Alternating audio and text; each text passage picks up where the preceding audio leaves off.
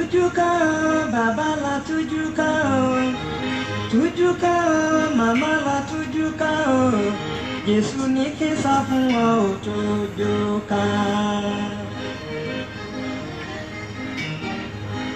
Kí lógun ayé tó dojúkọ kí ní ìṣòro rẹ tó mìíràn lọ́kàn àwọn ọ̀rẹ́ rẹ pàtàkì nígbà tó ń dùn ìṣòro wá dé bá ọ wọ́n yẹra fún ọ èyí wá mú kílé ayé tilẹ̀ wá sún ọ má bànújẹ́ mọ́ ọ má sọ̀rètí náà Jésù ní kí n sá fún ọ tujuka. Ìwọ àgàn yìí mo ní kó lọ tujuka wọ́n tilẹ̀ ti fún ọ lórúkọ nílé ọkọ wọ́n lé mèrè ní ọgọ́rùn lòún bímọ sí èyí wá mú kí bànújẹ́ wọnú ọkàn rẹ má bànújẹ́ mọ́ o má sọ̀rètí nù láyìíká yìí o wá di màmá ìyanu màmá Ṣèyí màmá Dayọ̀ màmá Ṣẹ́gun Jésù ló rán mi sí ọ tujuka. Ìwọ aboyún mo ní kó fọkàn balẹ̀ Olúwa tó ń mọ wá síkò ìlóyún kò ní padà lẹ́yìn rẹ̀ ò wá.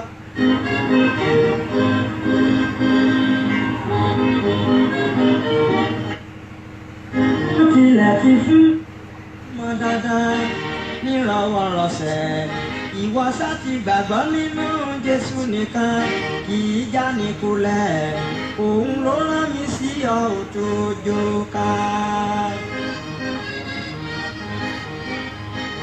Ìwọ aláìní yìí ò má bànújẹ́ mọ́ níwọ̀n ìgbà tí o ṣì wà lórí iyẹ̀pẹ̀ àti dára fún ọ kò ì bọ́ sórí òní la rí o kò sẹ́dá tó mọ̀lá Jésù ló rán mi sí ọ tujuka. Praise the name of the Lord.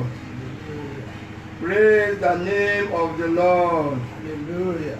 Praise the name of the Lord. Hallelujah. Good evening, my brethren in Christ. Good evening, ladies and gentlemen. Good evening, everyone watching us live. We welcome you in the name of the Most High God. My name is Evangelist Jipo Fadeyibi from CCC Holy Cross Redemption Parish 1-2 Abidjan, Ibejuleki, Ajah, Lagos, Nigeria. This is the program we have been waiting for. This is the program you have been anticipating for.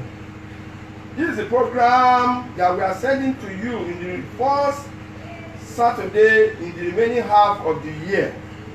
The name and the theme of the program is Danger in Losing Jesus. I'm saying it again. Danger in Losing Jesus. Our Father in the Lord, Prophet Juwon Odubowale, who is a preacher, who is a sermonist, who is a counselor, who is also an evangelist, and more so the spiritual father of CC Holy Cross Redemption Parish 1, 2, and 3, the founder of Bell of Salvation Evangelism Outreach, the platform where we are reaching you tonight. Also, the founder of Mount Carmel Crusade. Our father is a well-known, renowned evangelist and a prophet of the Most High. Please, begin to share the video now with all your contacts. Invite your friends, family, and relatives as you will enjoy the powerful ministration from the Holy Spirit. For prayer and counseling, please call Prophet Juwon Odubowale on 0803 300 2835. Can I say it again? 0803 300 2835. You can like us on our Facebook at Juwon Odubowale 99@gmail.com. Subscribe to our YouTube channel as well. As well, you can get us on our Instagram. welcome to the powerful ministration from our spiritual father. Welcome, sir. Ẹ káalẹ́ ẹ̀yin ọmọ Ọlọ́run níbi gbogbo tí ẹ ti ń gbọ́ mi. Good evening, the brethren of Christ, wherever you are. Mo gbàdúrà lórúkọ Jésù. Our Father is praying in the name of Jesus Wíwà láàyè wa àwúlò fọlọ́run. that your being alive, you shall be a useful tool to our Lord God. Ẹ̀mí àti agbára Ọlọ́run kò ní fi wá sílẹ̀. The powerful name and His Spirit will not leave us. Ká tó tẹ̀síwájú ọmọ Ọlọ́run, Before we move on in this powerful ministration, mo fẹ́ ká lọ sínú àdúrà. can we please bow our head for a prayer? Jẹ́ ká tẹríba fún Ọlọ́run alààyè. Bow your head for the Most High God. Jehovah, Jésù Kristi, Michael mímọ́, Olúwa Ọlọ́run ọ̀gá ògo, a gbé ọ̀gá yìn ọ́ lógo Olúwa We are praising your name now fún àánú tí a rí gbà. for the mercy we have received so Ó far, fi jẹ́ ká tún wà níwájú rẹ ní àṣálẹ́ for yìí. giving us the opportunity to be at your presence. Olúwa gbọpẹ́ wa. Accept our thanks. Bí o ti fi àánú sìn wá lọ nínú ìrìnàjò 2019. As you started with your grace and your mercy in the year Má jẹ́ 2019, ká kọsẹ̀ Olúwa. may we not stumble, Má jẹ́ ká ṣubú Olúwa. may we not fall. Fi agbára ẹ̀mí náà rẹ gbé wa May you ró. hold us powerful with Bá your wa spirit, ṣẹ́gun ẹ̀mí èṣù. conquer all the devil for us. Gbogbo ọkàn tó ń gbọ́ mi tó ń wò mí ní àṣálẹ́ yìí. All the faces, the voices that are hearing this voice, in the name of Gbà Jesus, wọ́n kúrò nínú ìdè Sátánì. remove them from the shackle of the Gbà Satan. wọ́n kúrò lọ́wọ́ ayé. Remove them from the shackle of the Gbogbo world. àmútọ̀runwá wọn jẹ́ kó farahàn. The glory of the Lord let it Gbogbo show. ọkàn tó ń ṣàìsàn tó ń gbọ́ mi lónìí. All hospitalized Ní sickness people orúkọ right now, Jésù ìdè àìsàn á jáde in lọ. the name of Jesus, may the shackle Bí of o ti ń sickness leave gbọ́ ọ̀rọ̀ you. Ọlọ́run lónìí. As you are hearing this Ògo message, tuntun á farahàn nínú may the ayé new rẹ̀. glory of God show in your Oṣù life. àṣepé ní oṣù keje. This month is a Mo month of gbàdúrà progress. lórúkọ Jésù ò ní pàdánù tó dára. In the name of the Lord, you shall not lose your Ọ̀rọ̀ náà grace. yóò sì ṣèso rere nínú ayé And rẹ̀. the concentration shall be a grace to you in the name of Jesus. Ní orúkọ Jésù Olúwa wa. In the name of Jesus, we Àmín. pray. Amen. Mo kí yín ọmọ Ọlọ́run níbi gbogbo tí ẹ ti ń gbọ́ mi Our lẹ́ẹ̀kan sí. Father is greeting you in the name of Jesus. Ọlọ́run àlàáfíà kò ní fi wá sílẹ̀. The God of mercy will not leave us alone. Fún àǹfààní àwọn tó ń gbọ́ wa lórí Bell of Salvation Evangelism Outreach. For those who are hearing us on this platform, Bell of Salvation Outreach, Wọ́n á rí wípé ó tó bí ọ̀sẹ̀ mélòó kan tí a ti túnjọ sọ àsọyé pọ̀. we've been able to come online for some weeks back. Kó ba lè dára ni. It's for the goodness of this message. Bíbélì sọ wípé iṣẹ́ náà pọ̀ alágbàṣe kò tó nǹkan. The Bible says there are a lot of jobs to do, but those to support are few. Ṣùgbọ́n ó ṣèlérí pé Ọlọ́run yóò ran alágbàṣe sínú ọgbà But he àjàrà said rẹ̀. a helper shall come into his vineyard. Ní àṣálẹ́ yìí ọmọ Ọlọ́run, This evening, my brethren, mo fẹ́ kó o jẹ́ ká jọ sọ àsọyé pọ̀.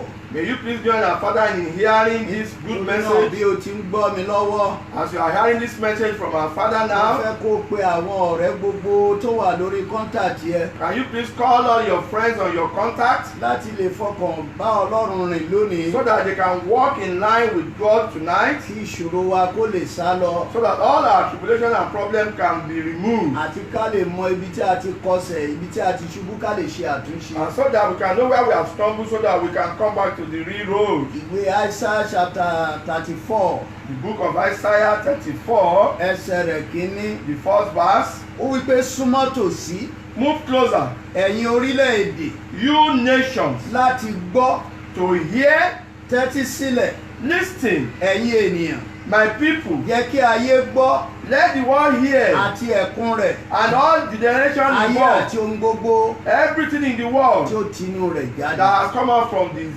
it, Nítorí náà bí Ọlọ́run ti pàṣẹ, as God has commanded. ó wí pé súnmọ́ tòsí He said, move closer, ẹ̀yin orílẹ̀-èdè. all generation of Bí this ìfẹ́ world. kó wá jẹ́wọ́ nìkan, Our Father doesn't want you tó to máa be you alone, jàǹfààní ọ̀rọ̀ náà. that we can be a singular Ìwọ náà benefit of ṣiṣẹ́ this fún world. Olúwa You to work for God, láti lè pe àwọn ènìyàn so that you can gather people and call people near láti and gbọ́ now, ọ̀rọ̀ Ọlọ́run. so that they can listen to the word of God. Ìfẹ́ Ọlọ́run ni. The love of God, Tí ìwọ náà bá ṣiṣẹ́ fún if you Ọlọ́run, work for God, Ọlọ́run máa san padà fún ọ. God will bless you and pay Nítorí you náà back má to kọ̀ you. dákẹ́ kó máa wò mí Don't nìkan. just keep quiet and be enjoying Bí kò this ṣe message wípé kí alone. ìwọ náà ṣiṣẹ́ fún Ọlọ́run. You too, you can just join our Father in this work. Join our Father in working Ilé now. èèyàn mẹ́wàá mẹ́fà tó máa pè. About from 10 or 6 people that you are Tí going to ẹnì call. ṣoṣo bá fọkàn rọ̀ mọ́ ọ̀rọ̀ náà.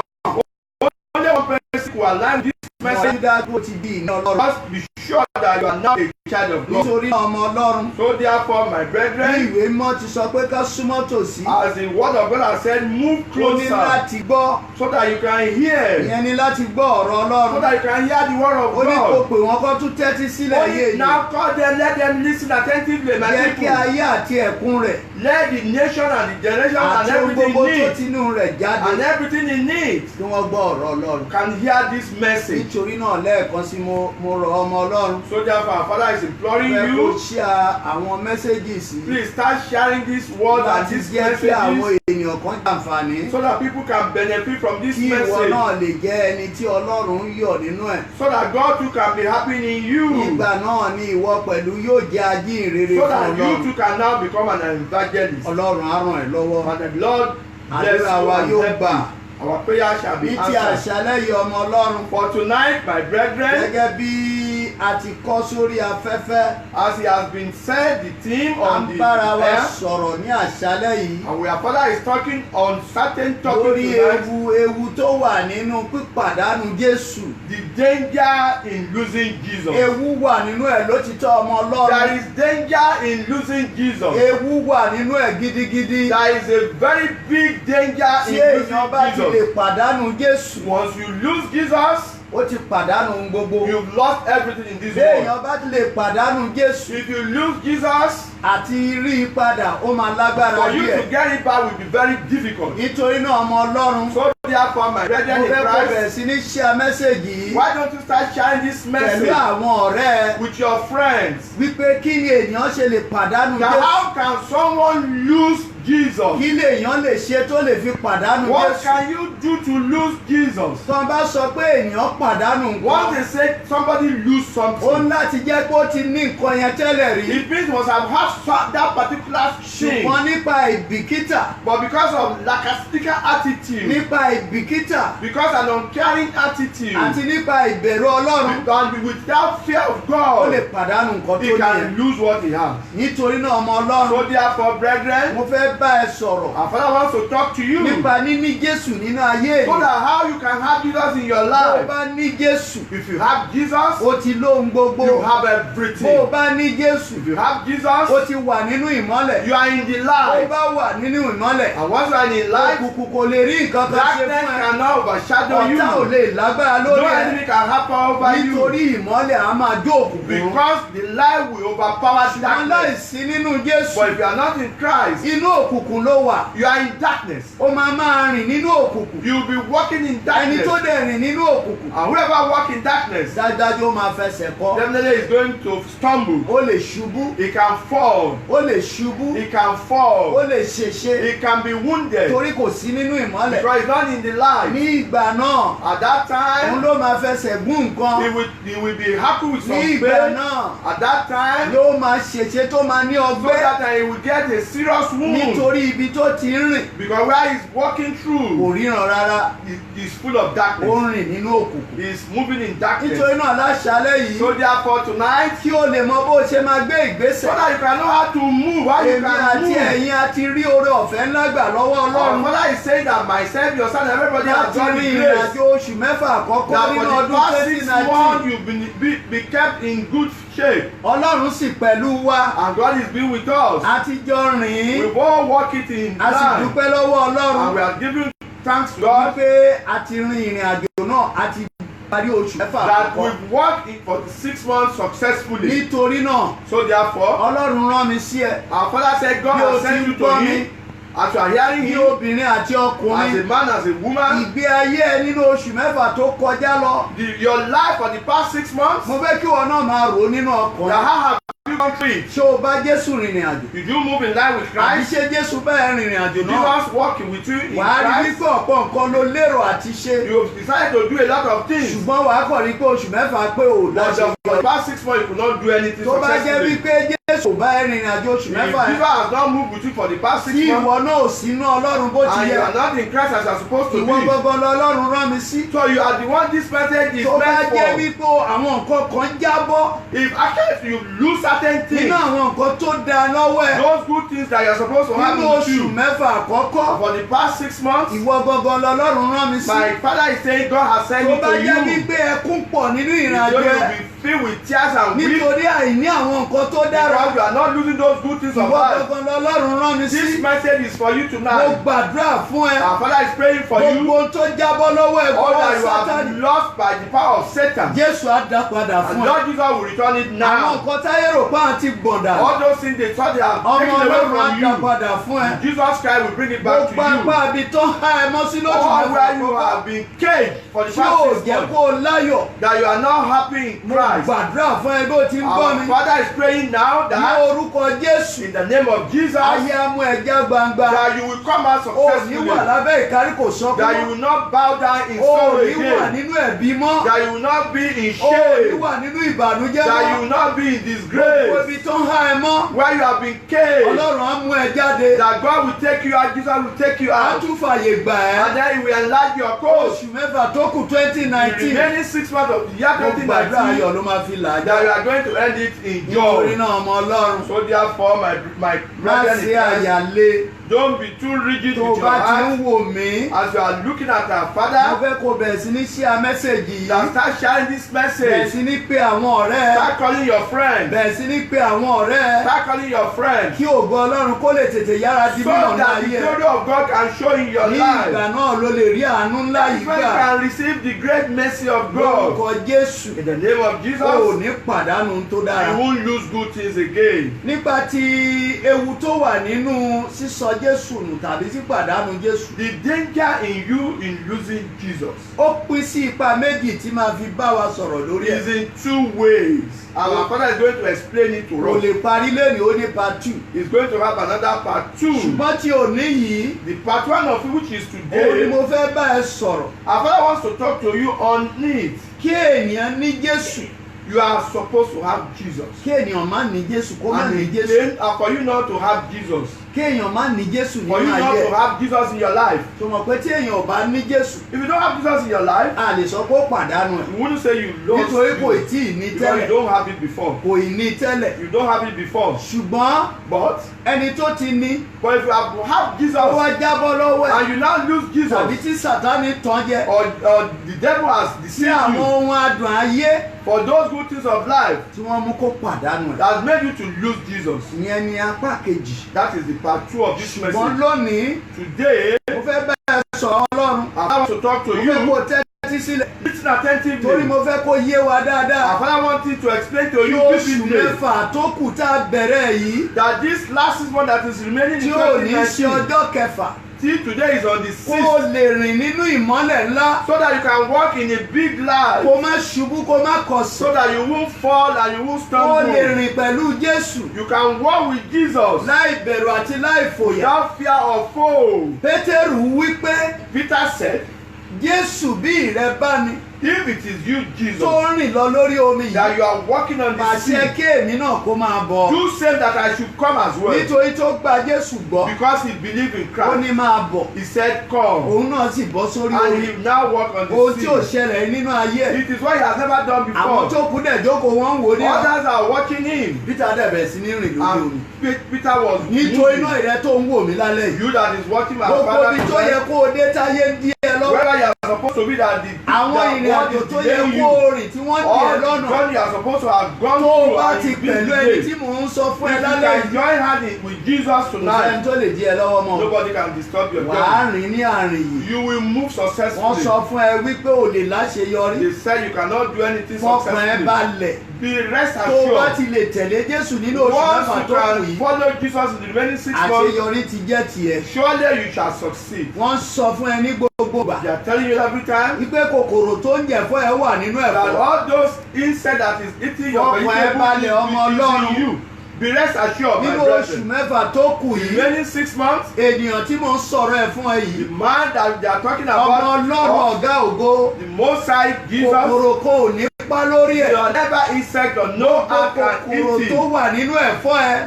All the ant that is in your vegetable, ó mọ bó ṣe máa yọ́ dànù. he will take them away tó o máa lè jàjẹ́ yọ so àti that you will àjẹsọ́. be well filled in his Christ. kí ènìyàn má ní Jésù nínú ayé ẹ̀. For someone not to have Jesus ohun in tó his burú life jáì ni. is a bad omen. ohun tí ò dára rárá ni. It's a bad ẹ jẹ́ ká sáré lọ sínú ìwé mímọ́. Let's go into the word of God. Ecclesiastes chapter 2. Ecclesiastes chapter 2. Ìwé oníwàásù ẹsẹ̀ kejì. Orí kejì. Orí kejì. Ẹsẹ̀ kẹtàléníogún. Ìwé oníwàásù. 2:23.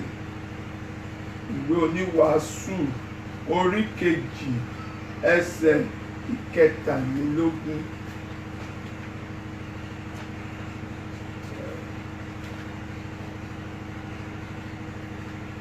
Nítorí pé because ọjọ́ rẹ̀ gbogbo all his day in life ìkáàánú ni is full of mercy. àti iṣẹ́ rẹ̀ All his work ìbànújẹ́. is full of sadness. Nítòótọ́ Truly, àyà rẹ̀ kò sinmi ní òru. his heart is not at rest in the night, Èyí pẹ̀lú asán ni. and all this is vanity. Sólómọ́nì Solomon ọmọ Ọlọ́run ọ̀gá ògo ni. is a man of God.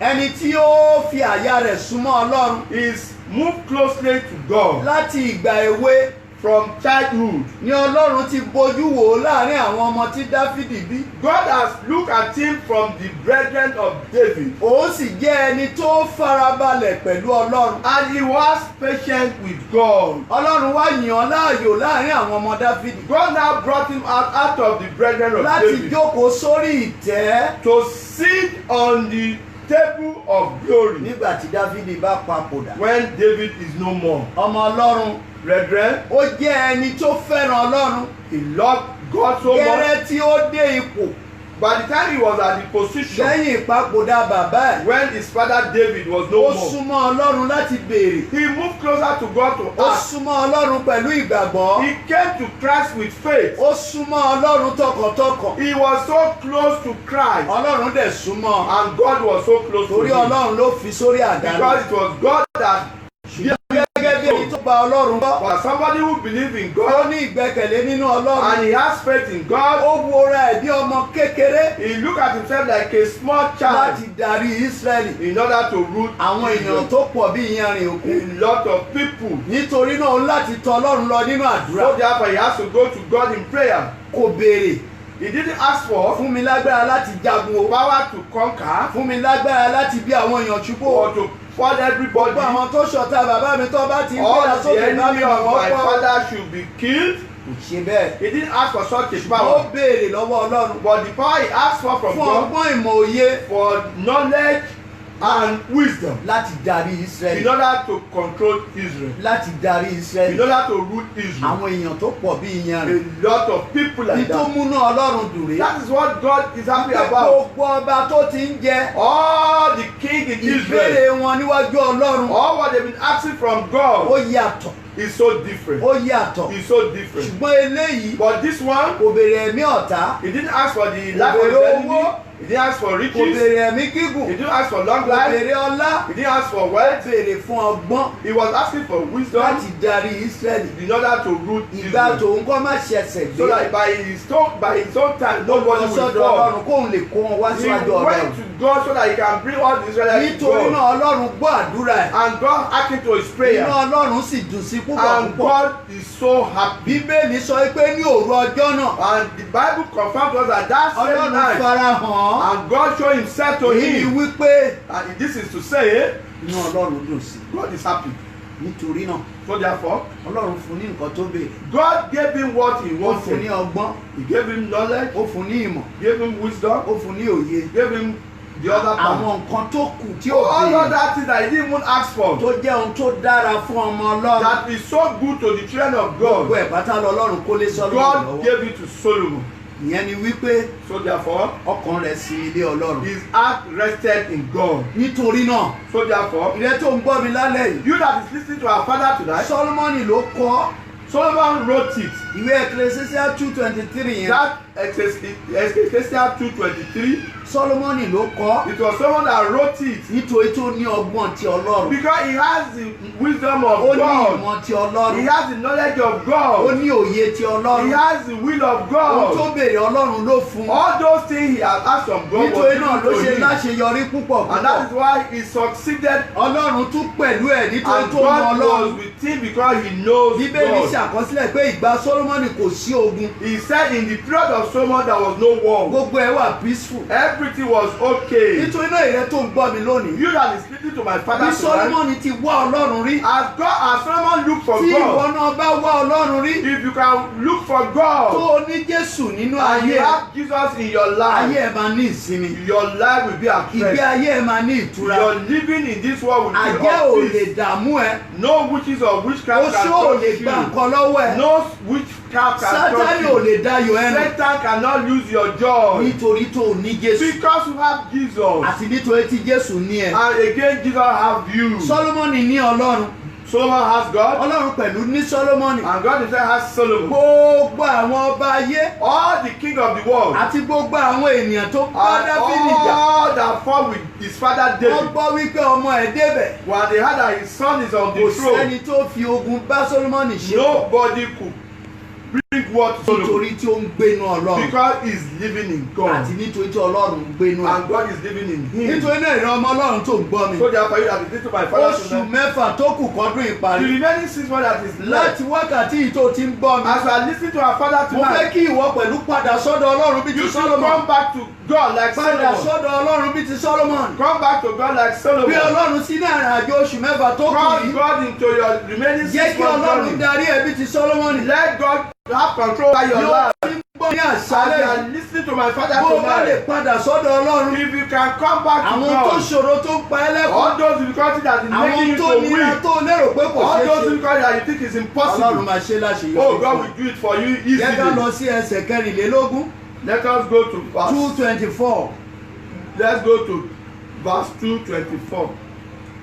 Kò sí ohun tí ó dára There is nothing that is good fún ènìyàn for a woman ju kí ó jẹ than for him to eat, kó sì mu to drink, àti kó mú ọkàn rẹ̀ jádùn and for his heart to be filled with joy. ohun rere nínú làálàá rẹ̀. Everything that he has done in his labor. Ó wí pé èyí ni mo mọ̀ This is what I know, pé that láti ọwọ́ Ọlọ́run is wá ni. from God. Láti ọwọ́ Ọlọ́run Is wá ni. from God. Nítorí náà ọmọ Ọlọ́run. So therefore, brethren, Bí Ọlọ́run ti sọ fún Solomon. as God has told Solomon, Bẹ́ẹ̀ ni mò ń sọ fún ẹ láti inú ìwé my orin. father is telling you Nínú ìwé Solomon in lónìí. the book of Solomon, Bí ìwọ today, náà bá tọ Ọlọ́run lọ. if you can come to Wàá God, gba ẹ̀bùn látọwọ́ you Ọlọ́run. will take a big gift Solomon from gba God. ọgbọ́n látọ̀dọ̀ Ọlọ́run. Solomon took wisdom Ó from gba God, ìmọ̀ látọ̀dọ̀ Ọlọ́run. took knowledge from Ó God, gba òye látọ̀dọ̀ took his Ọlọ́run. will from God, Ọlọ́run wá mú kó jadùn. and he now tasted sweet Ọlọ́run life. bless ẹ̀ púpọ̀ He púpọ̀. was blessed abundantly. Ó bùkún fún He rẹpẹtẹ. was richly blessed Ó abundantly.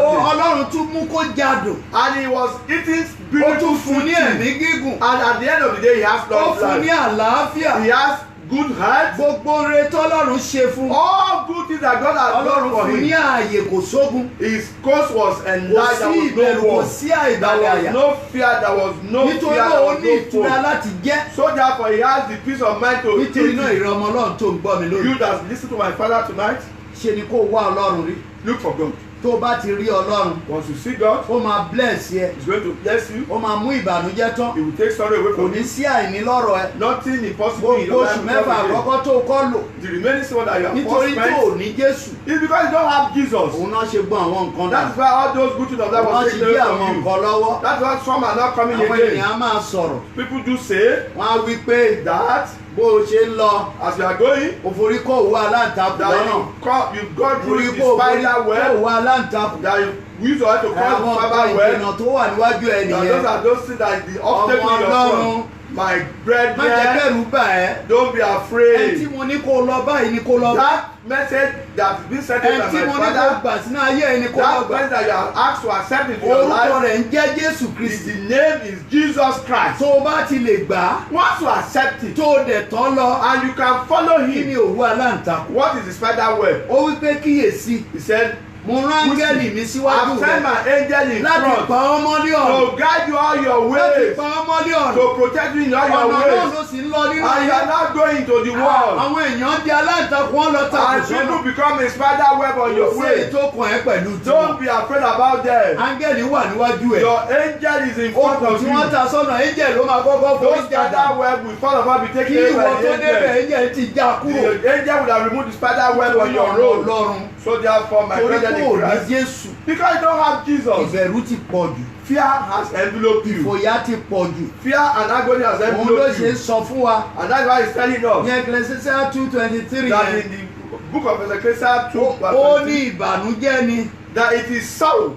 ìbànújẹ́ ni It's a big sorrow. nítòótọ́ Truly, àyà rẹ̀ kò sinmi lóru his heart is sleepless. lóru kò lè sùn He cannot sleep in the torí night àlá tó lá because of the dream he's having. lóru kò lè sùn In the dead night, he cannot nítorí sleep. pé láàrin ọ́fíìsì ẹ̀ ló ti ń forí kó wa Because láta inside his office there are spider web in lóru there. kò lè sùn In the night, dead ní night, sítì rúmù ẹ̀ ló ti ń forí kó in wa his láta sleeping room, spider web is filled. níṣẹ́ ni kó o wá Jésù rí o Look for Jesus. tó o bá ti lè ní Jésù If once you have Jesus, ó máa rángẹ́lì síwájú he ẹ̀ will send the angel in your áńgẹ́lì front. ló máa ká gbogbo nǹkan kú All those web will be taken àjẹ́ away tó from you. dojúkọ áńgẹ́lì yẹn ló dojúkọ That witch that is facing you is oṣó facing tó the dojúkọ angel. áńgẹ́lì yẹn ló That dojúkọ sorcerer that is facing you is facing lọ́ọ́ the mo rọ angel. ọmọ Ọlọ́run káyé ẹ̀ lè gba My ìsinmi father is begging you in the name of wá Jesus. Jésù rí Look for Jesus. kó o lè rọrùn sùn lóru So that you can sleep well in the wá night. Jésù rí Look for Jesus. kó yé gbé ìgbé ayé asán So that you don't live a Wá useless Jésù life. rí. Look for Jesus. kó yé wà nínú ìbànújẹ́ So that you nígbà are not gbogbo filled with sorrow every time. nítorí náà ìrẹ́ tó ń gbọ́ mi You that is listening to tí my èèyàn ò father. bá ní Jésù If you don't have Jesus, ó sọ ohun tó dára nù you've lost a big thing. ó sọ ohun tó dára nù You lose a big thing. àti rí ìhédè rẹ̀ ó máa For lágbára you to get it back. nítorí náà So therefore, mo rọ̀ wá lónìí my father is ẹ jẹ́ ká padà appealing to you. sọ́dọ̀ Ọlọ́run Let's come back to ẹni God. tó lè gbani He's the only one that can save us. ẹni tó lè ṣẹ́gun He's the only one that can conquer ẹni for tó us. lè bí ogun èṣù wò He's the one that can push away ẹni all tó ní our ipá problems láti and mú wa dénú ìlérí He Ọlọ́run can take us into His blessing and ẹ glory. jẹ́ ká and His sáré lọ promise. sínú ìwé Colossians 3 Let's go to the book of Colossians. Kólósè Colossians, orí kẹta verse 3. Kólósè orí kẹta Colossians, verse 3. ẹ jẹ́ ká jọ wò ó láti ẹsẹ̀ rẹ̀ Let's Colossians look 3:23. look it from his verse, Colossians, verse 3:23. Bíbélì gbà wá ní ìmọ̀ràn Colossians 3. gẹ́gẹ́ bí onígbàgbọ́ Bíbélì gbà wá ní ìmọ̀ràn The Bible gẹ́gẹ́ bí gave us ọmọ Ọlọ́run like a child of ohun God. tí a gbọ́dọ̀ máa ṣe One thing that we should continue to àtòhun do, tá a gbọ́dọ̀ ṣe and those things that we should not do. ohun tí a bá ṣe Whatever we do, tó bá wu Ọlọ́run if it pleases God, ní ìgbà náà at that time àwa láṣeyọrí we shall succeed. Colossians 3:23 Colossians 3. ohunkóhun tí ẹ̀yin bá ṣe Whatever you do, ẹ máa fi tọkàntọkàn ṣe é and whatever you do, do it heartily gẹ́gẹ́ bí fún Olúwa as to the Lord, kì í sì í ṣe fún ènìyàn and not unto men. gẹ́gẹ́ bí fún Olúwa As to the Lord, ọ̀pọ̀ ló ní Jésù a lot of people has Jesus lójú ara ẹ̀ ní o in their own present ó rò time. wípé òun ní Jésù He believe he has ìyẹn ni Jesus. Bíbélì ṣe ń gbà á ní ìmọ̀ràn bí onígbàgbọ́ And that is lónìí why the Bible is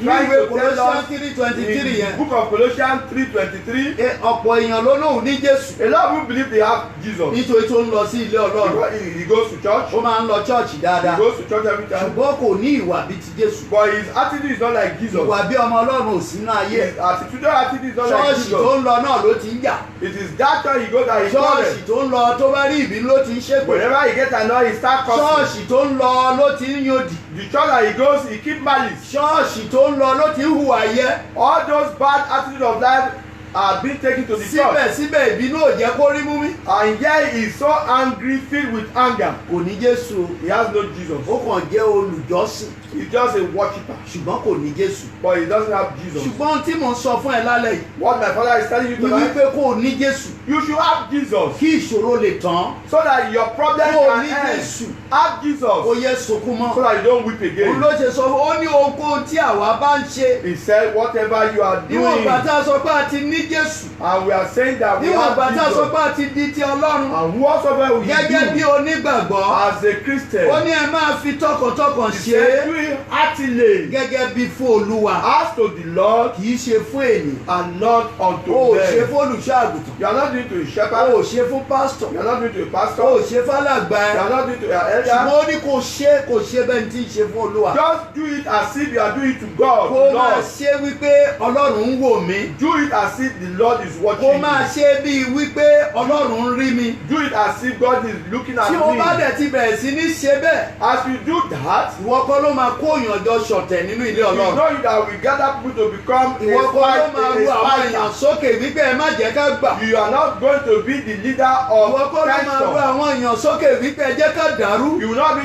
the leader in where things are going to be Ìwọ kọ́ ló máa ru disorganized. àwọn èèyàn sókè pé ẹ jẹ́ ká dé pásítọ̀ yẹn It is lọ́jọ́. not that we say the pastor should be driven Tí away. ìwà ẹ bá wà nínú ayé ẹ̀ If tó ń that gbọ́ is mi what lálẹ́. you are doing, O ò ní Jésù. you don't have Jesus. O jẹ́ olùjọ́sìn You are just a worshipper. ṣùgbọ́n ò ní Jésù. You don't have Jesus. Ṣùgbọ́n ní tèmi ń sọ fún ẹ lóṣù mẹ́fà tó kù The yìí. remaining 6 months, my father is telling Mo you fẹ́ kó o ní Jésù. a particular person which is Káyé ẹ kó lè Jesus, gba ìtura. so that your life can Kí be ìrìn àjò ẹ kó with lè peace, dára. so that your journey can be Kí ìwọ well, pẹ̀lú lè jẹ́ ẹni so ìtẹ́wọ́gbà. that you too can be acceptable to God. Verse 24, Colossians 3:24. Kí ẹ mọ̀ pé Knowing that of the Lord, lọ́wọ́ Olúwa ye shall bí receive ẹ̀yin yóò gba èrè ogún. the reward of the inheritance. Nítorí ẹ̀yin ń sin Olúwa For ye serve the Lord Christ. Kristi.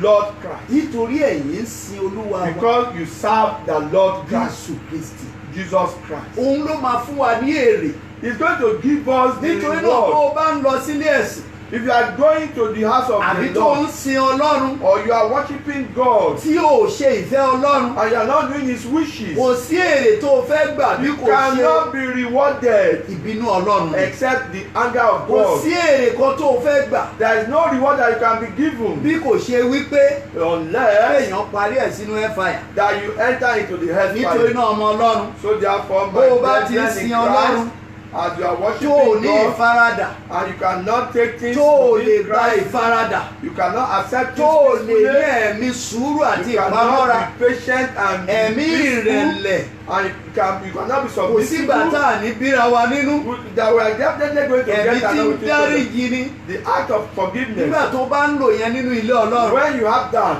o ti ní Jésù. you have Jesus. Ní ìgbà yẹn That at that time, òun ni Jésù pẹ̀lú lè bá ẹ rìnrìn and àjò. that's when Jesus can walk Tí with you. gbogbo ohun aburú tí ayé ṣe tó ní All nípa lórí those ẹ̀. bad things that people have done for you Gbogbo will not ohun come to tí you. èṣù plant síwájú ẹ̀ tó ò ní ṣubú sílẹ̀. All the machination of devil will not come to Nítorí náà ọmọ fruitfulness. Ọlọ́run So therefore, my bí brethren, Bíbélì ṣe gbà wá ní ìmọ̀ràn. as the Bible has Ó ní advised ká má us, ṣe é bí ẹni tí ń ṣe fún ènìyàn. that don't do Ṣùgbọ́n knowing ká that hùwà ká the ṣe gbogbo nǹkan. do it like Ká ṣe ẹ̀sìn bí ẹni tó ń wu Ọlọ́run.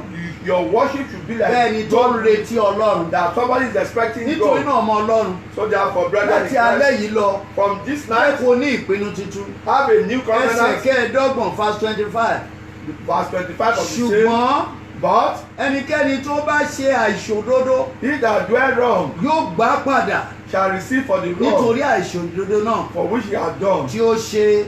For which he has Kò done. sì sí ojú ṣáájú And there èyí. is no respect of persons. Ó gbọ́ bí Bíbélì ṣe sọ And you hear what the Bible says? wípé That ẹnikẹ́ni tó wà nínú ìgbàgbọ́ but whoever is in ẹni Christ, tó wà nínú ìgbàgbọ́ whoever is in ẹni Christ, tó lọ sílé Ọlọ́run who goes to church ẹni tó every pera day, ẹ̀ ní Kìrìsìtẹ́nì who calls himself a tó sọ Christian, pé ó ní ìgbàgbọ́ nu ẹ́ that you are a tó Christian, hùwà ìṣòdodo and you are doing ó unfaithful hùwà things, ìṣòdodo níbi iṣẹ́ you are doing ó unfaithful hùwà things at ìṣòdodo office, nínú ẹbí in your ó family, hùwà ìṣòdodo nílé aya nílé ọkọ in your ó tún wá matrimonial home, hùwà ìṣòdodo nínú ilé and you are Ọlọ́run. again doing unfaithful Ó things in ní the house kò of sí the ó Lord. máa gba èrè ẹ You will be ó máa rewarded. gba èrè àìṣòdodo ẹ̀ You padà will be rewarded. ó máa gbà á padà You will be rewarded. bí Bíbélì ṣe wí That's what the ó Bible nítorí says. kò sí ojúsàájú fún èyí. Because there is Nítorí no ìrẹ́ tó ń gbọ́ mi faithless for God. láti wákàtí yìí lọ You that is listening mo to fẹ́ kó ní our ìpinnu Father, tuntun You have a new láti covenant. wá Jésù rí. Look for Kì Jesus. í ṣe bó ṣe ń rìn bọ̀. Not as you are walking Mo fẹ́ before. kó túbọ̀ súnmọ́ sí i. Move nearer to Kó him. ju àwọn ìwà kan sílẹ̀. Leave all those bad Kó attitudes bẹ̀rẹ̀ sí ní wá bó ṣe máa tẹ́ ẹ lọ́rùn. so that you can please Má Jesus. wo ènìyàn bí kò ṣe kó o Don't gbọ́ please Ọlọ́run. human being, Tó bá but ti please jọ́ Ọlọ́run God. ló múra àti wù. If you want to please Ìgbé ayé God, ẹ̀ máa ní ìsinmi. then you will have rest of Ẹ ká mind. lọ sínú ìwé Ephesians 6. Éfésù orí kẹfà. Ephesians 6. Ephesians 6. Éfésù orí kẹfà ẹsẹ̀ kẹfà dé ìkẹjọ. Ephesians 6. 6 to 8. 6 to 8. Kì í ṣe ti àròjúṣe It is not by frowning bí àwọn tí ń wo ènìyàn. those that pleases human beings, Ṣùgbọ́n bẹ́ẹ̀ bí àwọn ẹrú Kristi. but like those that are serving Ṣùgbọ́n slavery gẹ́gẹ́ Christ, bí àwọn ẹrú Kristi. those slavery of Christ, Ẹ máa ṣe ìfẹ́ Ọlọ́run do the wishes of God láti inú wa. from heart. Gẹ́gẹ́ bí ẹrú Kristi. The slavery of Christ, Gẹ́gẹ́ bí ẹni tó ń tẹ̀lé Jésù. those that follow Jesus, Ó ní kì í ṣe àròjúṣe. not by frowning. Tí mi bá lọ sí ṣọ́ọ̀ṣì lénìí, If I didn't go to church today, pásítọ̀ máa mọ̀. the pastor will Òjò know, ló dẹ̀ ń rọ̀ yìí. and this is Tí raining. mi bá lọ ṣọ́ọ̀ṣì lónìí, If I don't go to church today, alàgbà máa béèrè mi. my pastor will Wọ́n look for ṣá me. jẹ́jẹ́ ń lọ jàre, bàbá yẹn ò ní yé dààmú yàn. Let me just go. Tí mi bá lọ olùṣàgùtàn máa béèrè mi. If I didn't go, the shepherd Ìyẹn ló will ń come. pè ní àròjúṣe. That is eye Ó service. fẹ́ wo olùṣàgùtàn. You want to please Ó the fẹ́ shepherd. tẹ́ ẹ lọ́rùn. You want to Ó fẹ́ wo satisfy. pásítọ̀. You want to satisfy the Ó fẹ́ wo pastor. alàgbà. You are a man Ó pleaser. fẹ́ kó bínú. You don't want people to get undone. Ṣùgbọ́n ìyẹn ló ń pè ní àròjúṣe. That is Bíbélì eye sì sọ service. pé ìyẹn ò dáa. And the Bible says it's not good. Ṣùgbọ́n gẹ́gẹ́ bí àwọn ẹrú Jésù, But like all the servants of bí Christ, àwọn tó ń tẹ̀lé Jésù, those that are following ó Christ, ní ká máa ṣe ìfẹ́ Ọlọ́run do his will láti inú wa. from God's heart. Ẹsẹ̀ keje, Verse 7. ẹ máa fi inú rere sìn With good will doing service bíi sí Olúwa, as to the Lord kì í sì í ṣe sí ènìyàn. and not to men. Gbọ́ nǹkan tí Ọlọ́run ń wí. Listen to what God has Ó said. mọ̀ ẹ́ ìrẹ́ tó ń wò mí. He knows you, you that Ó is mọ watching ọkàn ẹ. God. He knows your Ó heart. mọ bó o ṣe ń sìn He ín. knows how you are worshiping Ó ní Him. ẹ máa fi inú rere sìn With good will bíi doing sí service Ọlọ́run, to God kì í ṣe sí ènìyàn. and not to men. Nítorí náà, So therefore, olùṣọ́àgùtàn ló fẹ́ràn mi. my the shepherd. Àwa ni ti olùṣọ́àgùtàn. We are for the shepherd. Àwa ni ti pásítọ̀. We are for the pastor. Láìsí wa kò lè ṣe nǹkan kan. Nothing it can be done. Nítorí náà mi gbọ́dọ̀ máa lọ So I sẹ́sì. cannot do that going to church. Olùsìn ni ẹ́ o. You are just a Ó worshiper. ṣe ọmọlẹ́yìn Jésù. You are not a child of Ó God. kì í ṣe ìní Ọlọ́run. You are not his child. Nítorí náà ní àṣálẹ́ yìí, So therefore mo tonight, fẹ́ kó o ronú kó o pìwàdà. why don't you change your Kó o padà attitude? sọ́dọ̀ Ọlọ́run. Come to God Kó o pẹ̀lú lè padà so sọ́dọ̀ that rẹ̀. he too can come to you. Ẹsẹ̀ kẹjọ, Verse 8. Ephesians 6:8.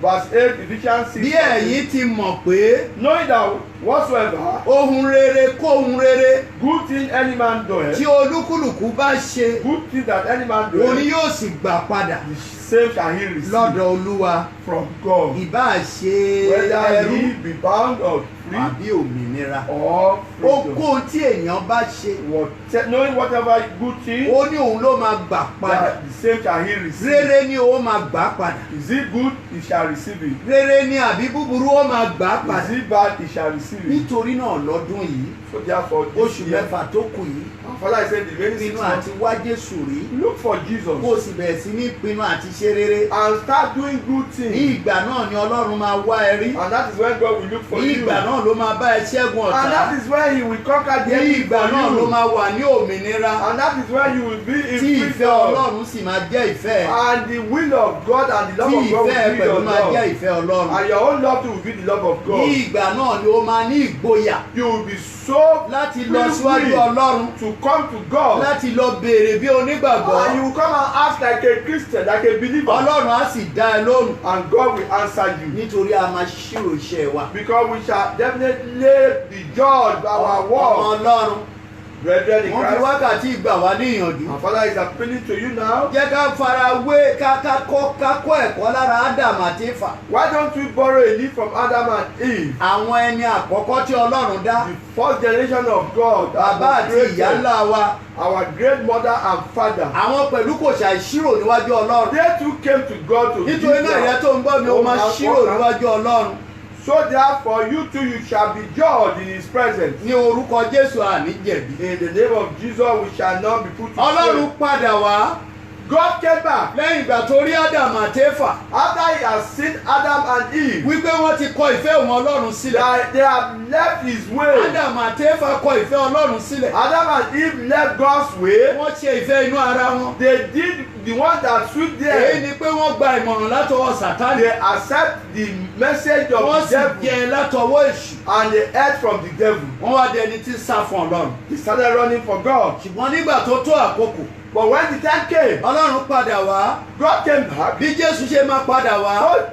So shall Mo Jesus fẹ́ come ọkọ̀, back. mo fẹ́ mo kọ̀, Jésù Either máa you padà like it wá. or I like it, Jesus is coming back. Ọlọ́run padà sọ́dọ̀ Ádámù àti Éfà. Jesus came back and God came back. Ọlọ́run pè wọ́n níbo lẹ́wà. He called and said, where are you? Àwọn náà bẹ̀rẹ̀ sí ní jẹ́wọ́ ohun tí wọ́n ṣe pẹ̀lú And they èṣù. started confessing what they have Nítorí done. náà ìrẹ́ ọmọ Ọlọ́run tó ń gbọ́ mi lálẹ́. So therefore you that is listening to my father Gbogbo èyí today, tí o ṣe lóṣù mẹ́fà àkọ́kọ́. all the one you have done in Tó the fi past 6 months láṣeyọrí jáwọ́ nù ẹ̀. that you didn't succeed, leave Ẹ̀sìn it tí o alone. sì tó ní ìgbàgbọ́ nínú All Ọlọ́run your worship that is not filled with the faith of God, ṣe àtúnṣe o.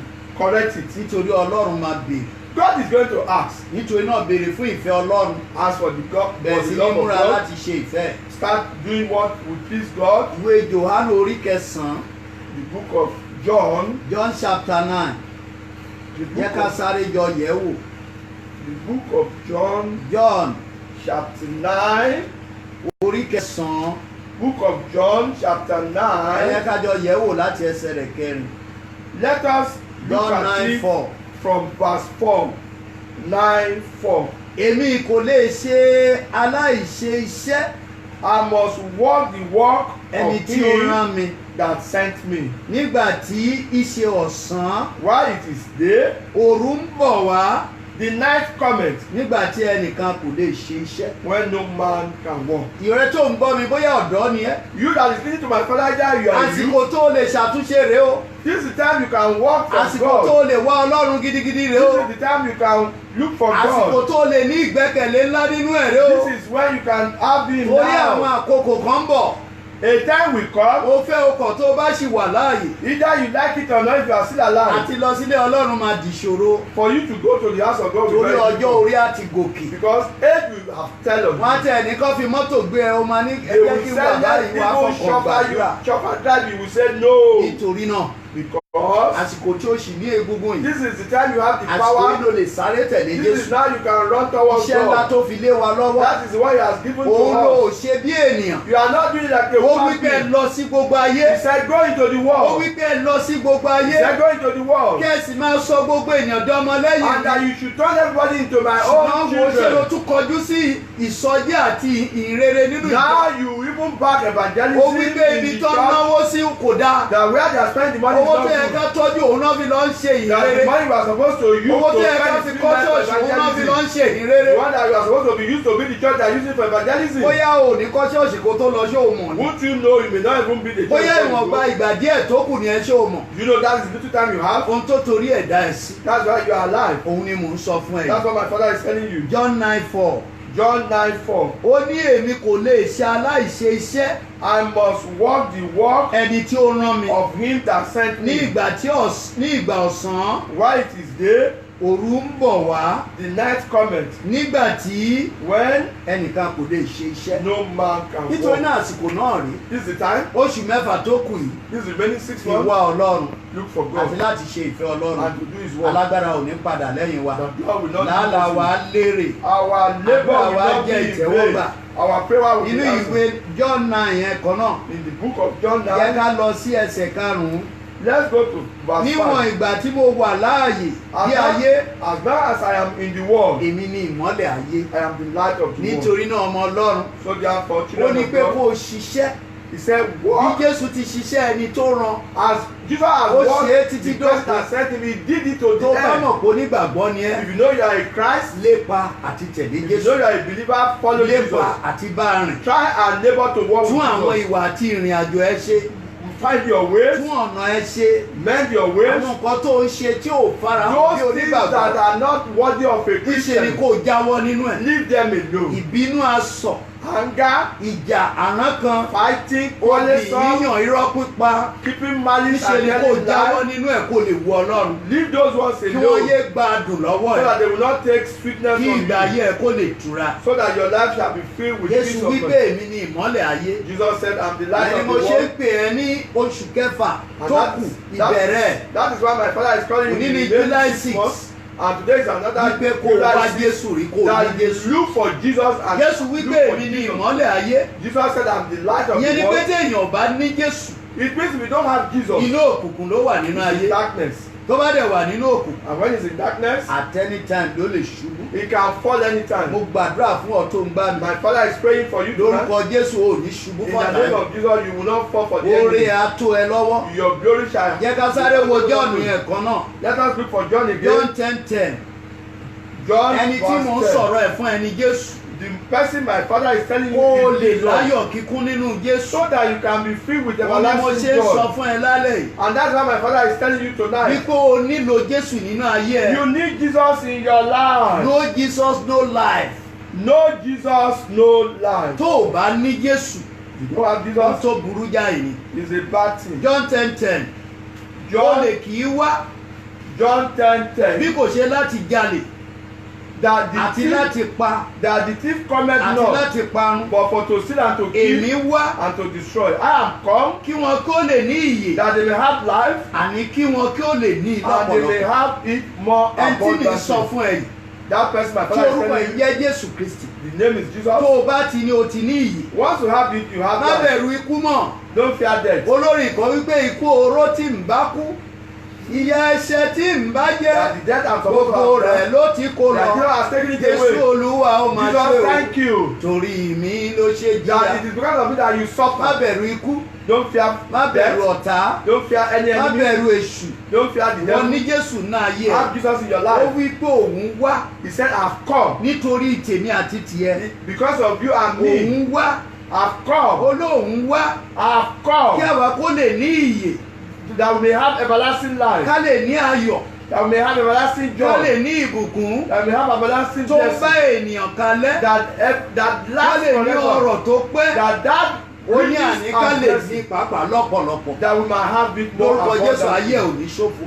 Your life will Ó not be ní in má mú darkness. bọ́ oore. You will not have a Àyàfi greater kájọ súnmọ́ reward. Ọlọ́run o. Let's move near Àfi kájọ Jesus. súnmọ́ Ọlọ́run. Let's move closer to Oṣù Jesus. mẹ́fà tó kù ayọ̀ pọ̀ The níwájú rẹ̀. remaining 6 months is filled with Oṣù blessing. mẹ́fà tó kù ìbùkún pọ̀ níwájú There is rẹ̀. abundant blessing in Láti it. wákàtí ìlọ ire Ọlọ́run máa bẹ̀ sí ní tó ẹ The lọ́wọ́. glory of God shall Àwọn take nǹkan you tó to bà life. ẹ́ lọ́kàn jẹ́. All those things that make you Bóyá to feel ìrọ́pọ̀ with fẹ́ sorrow. ni. Maybe you don't have a Bóyá husband. ìráyà fẹ́ ni. You don't have a wife. Bóyá ìlówó ni. You don't have money. Bóyá ìlọ́mọ ni. Bóyá you don't have a Bóyá child. ìlọ́rọ̀ ni. You don't have Tó o bá riches. ti súnmọ́ Jésù, Once you move tó closer o to gbà Jesus lódindi, and you accept o him máa in ní holy, gbogbo àwọn nǹkan wọ̀nyí you are going to have lọ́pọ̀lọpọ̀. it in abundance. Psalm 16, the last verse.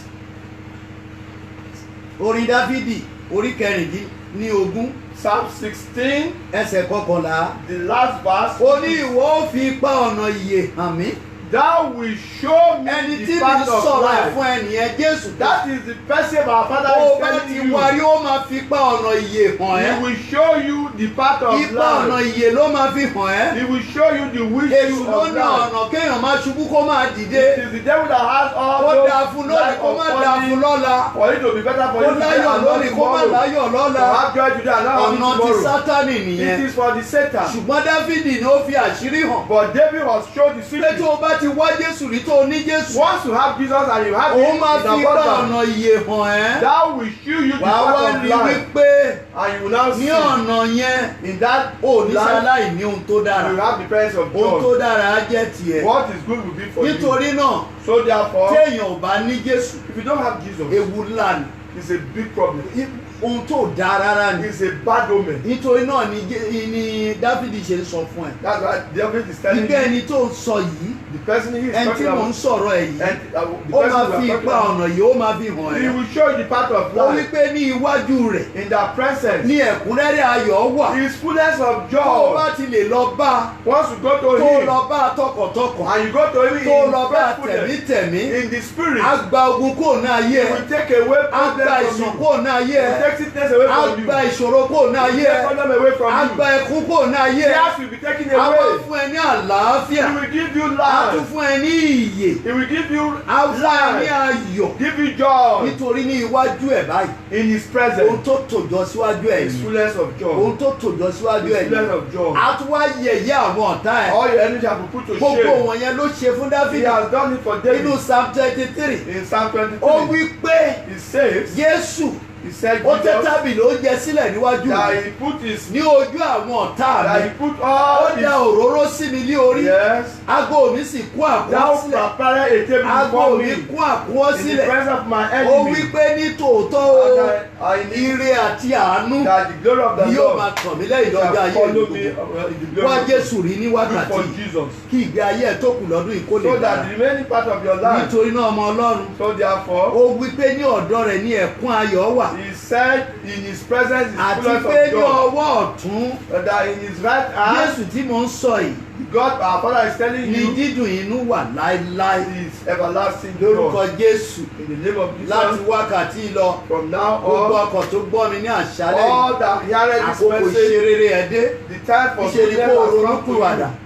Just Kì í think, ṣe bó o ṣe ń sìn pẹ̀lú irọ́ pípa yẹn. not by worshiping Kì í His ṣe bó o life, ṣe ń rìn pẹ̀lú ìjà àti ìbínú not by àti quarreling and quarreling ìwà about Jésù fighting. rẹ̀ rí. Look for your Yóò Jesus. ṣe ẹ́ lógo. It will do you Gbogbo well, ayé ẹ̀ yóò sì fara hàn. and your glory shall Nítorí náà ọmọ show. Ọlọ́run ìrẹ́ tó gbọ́ mi lónìí. You that are listening to our Mo fẹ́ Father kó today, fara ẹ̀ súnmọ́ Jésù move dáadáa. nearer to Kí God, ayé ẹ̀ kó lè láyọ̀. so that your life will be Mo full of God. gbàdúrà fún ẹ ní wákàtí. Once again, my Father is Kí kò praying for tún má you, mú bọ́ oore mọ́. that everything you have will not Lórúkọ fall Jésù wọn again. tún bá ẹ dẹ́gun oore mọ́. That nobody will Ìbùkún fight your Ọlọ́run yóò máa blessing bá ẹ with gbé. you. His Jẹ́ glory ká and gbàdúrà ọmọ Ọlọ́run. let us pray. Arúgbó ọjọ́ o, Our blessing Father, àdàgbà má pààrọ̀ oyè. our great Ọ̀kan náà grandfather, lánàá, one today, ọ̀kan náà lónìí, today and ọ̀kan yesterday, náà títí ayé. every time you Ọlọ́run stand, kò ṣeun tì. never Ọba think tí ń because jẹ́ èmi ni. you that Ọba I, àjífọjọ́ gbogbo dára. all Ọba goodness mi blessed àfòwúrọ̀ for you. dára.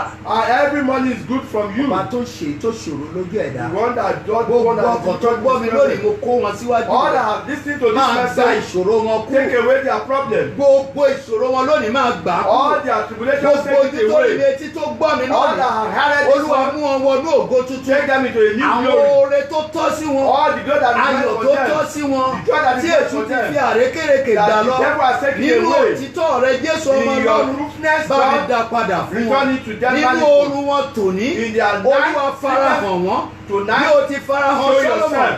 As you have shown Olúwa Solomon, farahàn wọ́n. show yourself to Wọ́n them. gbàgbọ́ wọn ò gbàgbọ́ Either farahàn they wọ́n. believe or they believe, Bá show wọn yourself to sọ̀rọ̀. them tonight. Talk to Oṣù them. mẹ́fà tó kù lọ́dún Remaining yìí. 6 months in Ayọ̀ this wọn year, jẹ́ kó kú. let their joy be Inú wọn full. jẹ́ kó dùn. Let the Nítorí iwájú rẹ ní ẹ̀kúnrẹ́rẹ́ ayọ̀ wà. because in your front there is Má jẹ́ kó rí plenty of joy. ìbànújẹ́ mọ́ o. Don't let them see Gbogbo àwọn sorrow. tí èṣù ti pa All lọ́wọ́. that God has Gbogbo taken, ìdílé tí èṣù ti Right? sọ sínú all ìbànújẹ́. those ones Ó that ti is sọ ayadara ìlọ́kọ. that has Ó passed ti into sọ ọmọdé widow, aláìláyà. that passed to them Ó ti into sọ widow, ọmọdé aláìní bàbá. those that are Ó ti fatherless, sọ ọmọdé aláìníyá. are motherless. Ìbẹ̀rẹ̀ oṣù mẹ́fà tó In kù the rèé. remaining 6 months, Gbogbo irú ìdílé bẹ́ẹ̀. all those Jésù families, ọmọ Ọlọ́run wọbẹ̀ náà. Jesus entered the Dáàbò àti hospital. ayọ̀ padà síbẹ̀. Bring them Dá their ìbùkún joy. padà sílé Bring them wọn. their Kí sweetness. ìtura kó jẹ́ So that they tiwọn. can be full of Gbogbo happiness. inú táyé ti gbọ́ wọlé. All those parents to Gbogbo marry, ọkọ tí ọ̀tá ti gbọ́ wọlé. all those hands Àkókò that have àtúnṣe been taught, ìgbésí ayé wọn God rèé. come and Olúwa reshape wọbẹ̀ them. lọ lónìí. Come and change their Lẹ́yìn life. ètò yìí, After this ẹ̀rí message, rere fi sí wọn lẹ́nu. Give them good Kọ́ lè padà wá testimony. yìn ọ́ So lógo. that they can come Ó back to ṣí praise Ọlọ́run. you. Thank God. Ògo ni forúkọ rẹ̀. Glory to your glory name. Jésù Olúwa wa. In the name of Jesus Amen. we pray.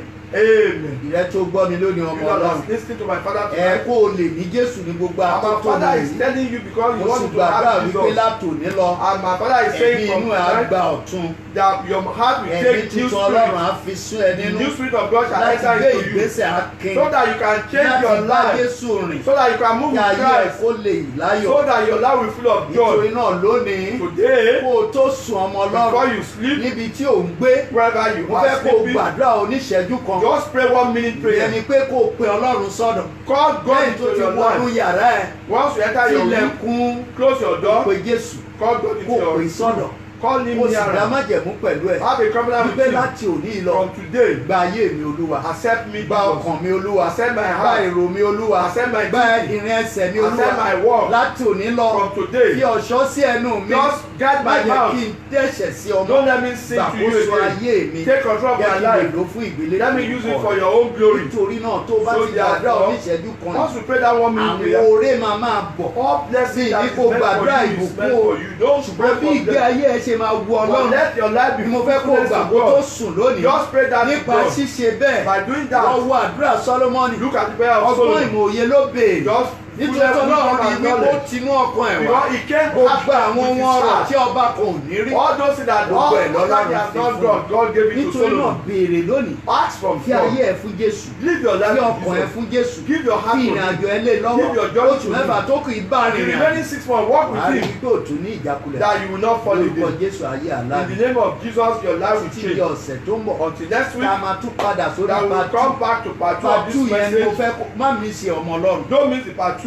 nítorí ibẹ̀ yẹn gangan ni ọ̀rọ̀ wà That is where the yẹn real ló kàn proper mí ló message kàn ẹ́ is. gbọ̀ngbọ̀n That is where it concerns Nítorí my ní father ibẹ̀ and yẹn, concerns you. a fẹ́ Because sọ̀rọ̀ there we want to talk lórí kí èèyàn ti ní Jésù tẹ́lẹ̀ rí that you must have, if you have kí had èèyàn Jesus ti ní before, Jésù tẹ́lẹ̀ rí if you have had Jesus before, kí ó má wàá ní mọ́ and now you are not having it ewu again, náà wà nínú ẹ̀ that's a big problem. tójú ti àkọ́kọ́ yìí lọ It's even ó different ti than ní the Jésù ó first one. ti ń rìn pẹ̀lú You ẹ̀ have been working with him, you have ó been ti ń known lọ to sí be a man of ṣọ́ọ̀ṣì ó God. ti ń ṣèfẹ́ You've Ọlọ́run been doing his wishes and will nítorí adùn ayé nítorí because àìsàn of the lọ́wọ́ sweetness of life. padà sínú ayé You now come back to bá mi the world. pàdé lọ́sẹ̀ tó ń bọ̀ Meet my father Ọlọ́run next ọ̀gá week. ògo ò ní fi wá sílẹ̀ Our Lord Jesus will not leave lórúkọ you. Jésù Olúwa In wa the name of Jesus. àmín.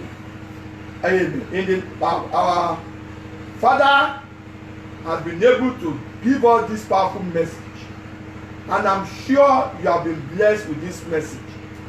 Once again, like our Father has prayed, and as our Father has told you, meet our Father next week for the part 2 of this powerful message, and I'm assuring you, your life will never remain the same.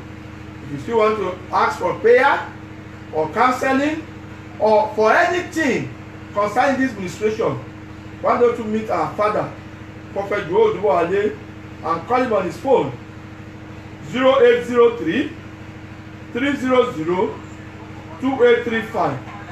You can send him a message. You can meet him on WhatsApp. You can even watch our message on our YouTube channel. And I'm assuring you, your life will not remain the same. Until next week, shalom.